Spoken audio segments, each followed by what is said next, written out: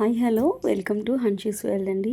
ఈరోజు నేను చూపించే రెసిపీ ఏంటంటే బ్రెడ్ గులాబ్ జామున్ అనమాట. బ్రెడ్తో సింపుల్గా క్రిస్పీగా ఉండే గులాబ్ జామున్ అయితే చేసుకుందాము. ఎప్పుడు సాఫ్ట్గా కాకుండా కొంచెం పైన క్రంచీగా లోపల సాఫ్ట్గా ఉండే గులాబ్ జామున్ బ్రెడ్తో అయితే పర్ఫెక్ట్గా వస్తుంది. ఇప్పుడు మనం ఈ బ్రెడ్ స్లైసెస్ని సైడ్ ఉన్నదంతా కట్ చేసుకొని మధ్యలో ఉన్న వైట్ పార్ట్ని ఒక్కటైతే మనం తీసుకోవాలండి. ఈ బ్రెడ్లో మొత్తం వైట్ కలరే ఉండాలి కాబట్టి మనం సైడ్ పార్ట్ని అంతా కట్ చేసేసుకున్నాము. ఈ సైడ్ పార్ట్ని అంతా కట్ చేసుకొని వేరే రెసిపీ మనం యూస్ చేసుకోవచ్చు. అది అప్కమింగ్ వీడియోస్లో అయితే చెప్తాను నేను మీకు. ఇప్పుడు ప్రజెంట్ అయితే ఇవన్నీ కట్ చేసేసుకొని పక్కన పెట్టేసుకుందాము. ఈ విధంగా బ్రెడ్ లోపల ఉండే వైట్ పార్ట్ అంతటిని తీసుకొని మనము కొంచెం కొంచెం పాలు వేసుకుంటూ ఇట్లా పిండి ముద్దలాగా కలిపి పెట్టుకోవాలన్నమాట. రౌండ్ బాల్స్ లాగా చేసేసుకోవాలి. చిన్న చిన్నవి ఇవి మనం చేసేది చిట్టి గులాబ్ జామ్స్ కాబట్టి చిన్న చిన్న సైజ్ చేశాను నేను.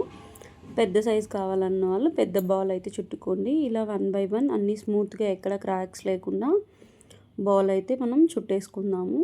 చూడండి, ఇలాగా అన్ని బాల్స్ అయితే 1 by 1 అయితే చుట్టేసుకోవాలి. చూడండి, అన్నీ అయితే నేను ఆల్మోస్ట్ ఒక 16 గులాబ్ జామున్స్ దాకా వచ్చింది ఆ బ్రెడ్ స్లైసెస్కి. ఇప్పుడు ఒక పాన్లో కొంచెం షుగర్ వేసుకొని లైట్ జస్ట్ అలా తీగ పాకం వస్తుంది. మరీ తీగ కూడా అక్కర్లేదు, జస్ట్ గులాబ్ జామున్ పాకం వస్తే సరిపోతుంది. ఇంకో దాంట్లో డీప్ ఫ్రైకి సరిపడా ఆయిల్ అయితే పెట్టేసుకున్నాము. ఆయిల్ కొంచెం హీట్ అయిన తర్వాత ఈ బాల్స్ అన్నిటిని వేసుకొని ఎక్కడ మాడిపోకుండా కొంచెం తిప్పుకుంటూ ఫ్రై చేసుకోవాలి.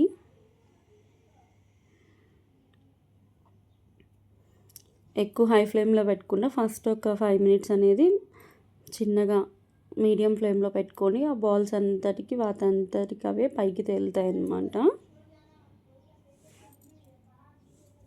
ఇట్లాగా అన్ని బాల్స్ ఒకేసారి వేసేస్తున్నాను నేను. చిన్న బాల్స్ కదా, అందుకే మొత్తం ఒకసారికి సరిపోతుంది అన్నమాట. ఇది కూడా టేస్ట్ అయితే బాగుంటుందండి. చిన్నపిల్లలకి కొంచెం చిన్న సైజులో చేసిస్తే బాగా తింటారనమాట టైంపాస్కి.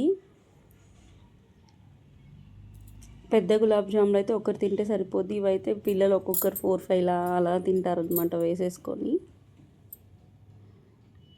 ఇప్పుడు మనం వేసుకున్న జాములు అయితే ఒక్కొక్కటి పైకి వచ్చేసాయి జామున్స్ అనేవి. ఇట్లా గరిటె పెట్టుకొని ఇట్లా రౌండ్గా తిప్పుకుంటూ మనం బ్రౌన్ కలర్ వచ్చేంత వరకు అయితే ఈ షేడ్ వచ్చేంత వరకు మనం ఫ్రై చేసుకోవాలి.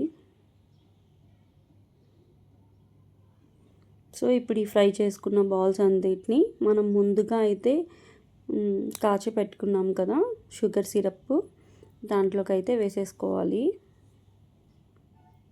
మరీ తెల్లగా ఉన్న జామున్ అయితే బాగోదండి, అందుకని చెప్పి కొంచెం కలర్ వచ్చేంత వరకు ఫ్రై చేసుకోండి. లాస్ట్ మూమెంట్లో కొంచెం హై ఫ్లేమ్ పెట్టుకోండి, పర్లేదు. సో ఈ గులాబ్ జామ్ అంతటిని ఫ్రై అయిపోయాయి. ఇంకా ఇవన్నీ తీసుకొని కొంచెం ఆయిల్ వాడేంత వరకు అలా పక్కన పెట్టుకోవాలి. ఇప్పుడు ఈ గులాబ్ జామ్ అంతటిని ముందుగా మనం చేసి పెట్టుకున్న షుగర్ సిరప్లోకి అయితే వేసేసుకొని ఒక 2-3 hours పాటు అట్లే పెట్టేసుకోవాలి. హోల్ నైట్ పెట్టేసుకున్నా కానీ పర్లేదండి, టేస్ట్ అయితే చాలా బాగా వస్తుందన్నమాట. ఇంతే అండి, చాలా సింపుల్ రెసిపీ. మన ఇంట్లో గులాబ్ జామ్ పౌడర్ అవైలబుల్లో లేనప్పుడు ఇట్లా బ్రెడ్తో మెత్తగా స్మాష్ చేసుకుంటే నేను చూపించిన ప్రాసెస్లో గులాబ్ జాములు అయితే రెడీ అయిపోతాయండి. బ్రెడ్ కొంచెం పైన హాట్గా ఉంటుంది కాబట్టి ఎక్కువగా విరిగిపోవడం కానీ అట్లా ఏం రావు. జామున్స్ అనేవి బాగానే వస్తాయి అన్నమాట.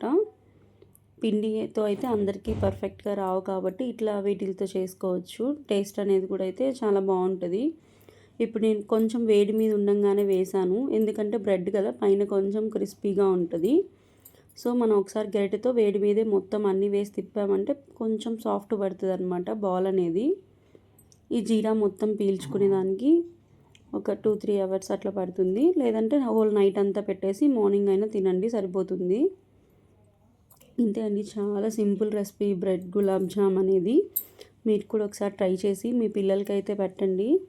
టేస్ట్ కూడా చాలా బాగుంటుంది అనమాట, ఖచ్చితంగా అయితే తింటారు. Don't forget to like, share, subscribe. Thanks for watching.